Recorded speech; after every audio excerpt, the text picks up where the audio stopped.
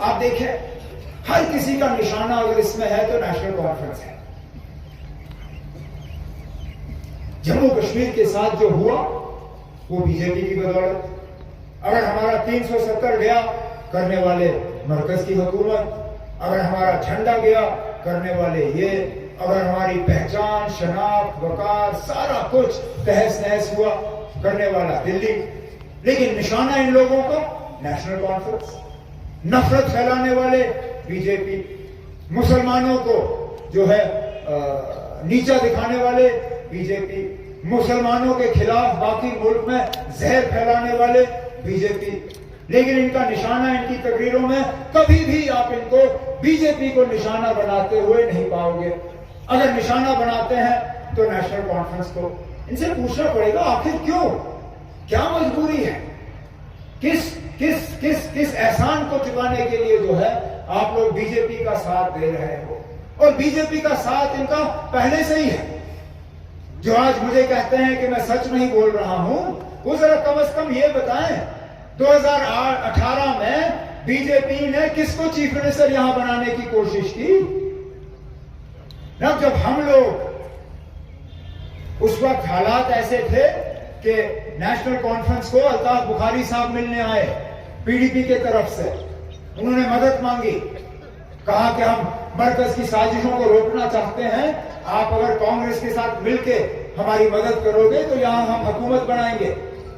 National conference ने बिना शर्त, जिस तरह हमने 2016 में किया, 2016 में भी, 2015 में जब मुफ्ती साहब अल्लाह मगफिरत करे उन्हें, जब उनकी बातचीत बीजेपी से चल रही थी, वो नेशनल कॉन्फ्रेंस है जिसने उस वक्त मुफ्ती साहब से कहा कि मुफ्ती साहब हम आपकी मदद करेंगे और बिना किसी शर्त, हमें कोई मिनिस्ट्री नहीं चाहिए, हमें कोई चेयरमैन नहीं चाहिए, हमें कोई राज्यसभा नहीं चाहिए, हमें कोई एमएलसी नहीं चाहिए।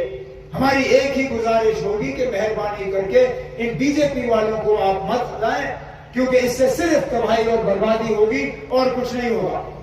लेकिन उन्होंने हमारी बात नहीं मानी।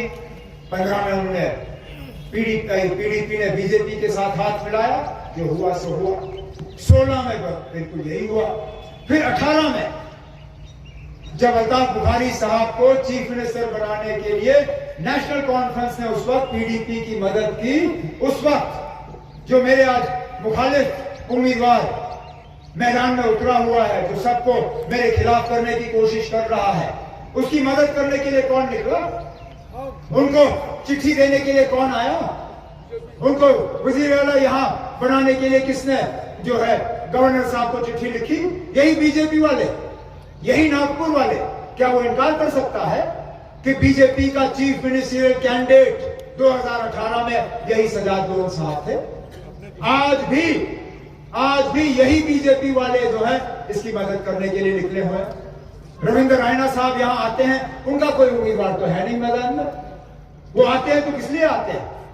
जब तरुण चुग साहब यहां श्रीनगर आते हैं और वहां बंद कमरे में मीटिंग करते हैं, तो किसके साथ करते हैं? किसको फायदा पहुंचाने के लिए करते हैं? किसको मदद करने के लिए करते हैं? जब मरकज का खजाना खुलता है तो किसके लिए खुलता है? आखिरकार इन सवालों का इनको जवाब देना होगा। जिस तंजीम ने इस मुल्क में नफरत और जहर मुसलमानों के खिलाफ फैलाने में कोई कसर बाकी नहीं रखी, उस तंजीम से ये लोग जो है अपने आप को अलग क्यों नहीं करते? क्यों नहीं ऐलान करता है कि अगर वो पार्लियामेंट का इलेक्शन जीत के जाएगा तो वो कभी भी बीजेपी की वहां पार्लियामेंट में मदद नहीं करेगा? क्यों? क्योंकि वो कर ही नहीं सकता। ये नेशनल कॉन्फ्रेंस वाले हैं जो जगह जगह ये कहते हैं कि इंशाल्लाह हम अगर जीत के यहां से गए तो हमारा एक एक लफ्ज, एक एक अल्फाज, एक एक वोट इस बीजेपी की नफरत, इस बीजेपी की जहर के खिलाफ होगा। हम अपनी शनाख्त के लिए लड़ेंगे, हम अपनी पहचान के लिए लड़ेंगे, अपने वजूद के लिए लड़ेंगे। जो साजिश आज रचाई जा रही है, एक बार फिर हमें इक्तिसादी गुलामी की तरफ जो लिया जा रहा है, हमारी जमीनों को खतरा है, हमारे नौजवानों को रोजगार मिलता नहीं। आज आप सब सरकारी दफ्तर में जाओ तो आपको अपना कोई दिखेगा नहीं। तमाम जो है बाहर से आए हुए अफसर सरकारी दफ्तरों में बैठे हुए हैं। आप ठेका लेने की कोशिश करो, नहीं मिलेगा आपको। यहां तक रेत, जो दरिया में से रेत हम लोग निकालते हैं, उसका भी ठेका यहाँ के लोगों को नहीं मिलता। बाहर से लोग आके ये ठेके ले लेते हैं। हमारे हाईवे पे जो टोल इकट्ठा होता है, गाड़ी हमारी, सड़क हमारा, तेल हमारा, जमीन हमारी, लेकिन टोल पकड़ने वाला बाहर का। बिजली का निजाम देखिए, जो दावा करते हैं कि उन्होंने तूफान किया यहाँ पे, आज 6-6, 8-8 घंटे बिजली का, और बिजली की कीमत, बिजली का फीस, बिजली का बिल अब आसमान में। जहां मेरे दौरे हुकूमत में मुश्किल से 300-400 रुपए महीने बिजली का बिल होता था, आज पिछले दिनों इन्होंने जो मिनिमम बिजली का बिल जो किया है एग्रीमेंट, वो 1650 रुपए का किया हुआ है। 1650 से कम बिजली का बिल आएगा ही नहीं। बिजली की कीमत, पानी की कीमत, ये कलम दवात वाला जो मेरे खिलाफ उम्मीदवार है, पूछिए इससे, जब 370 का राज्यसभा में वोट होना था, ये कहां था? कहां था ये?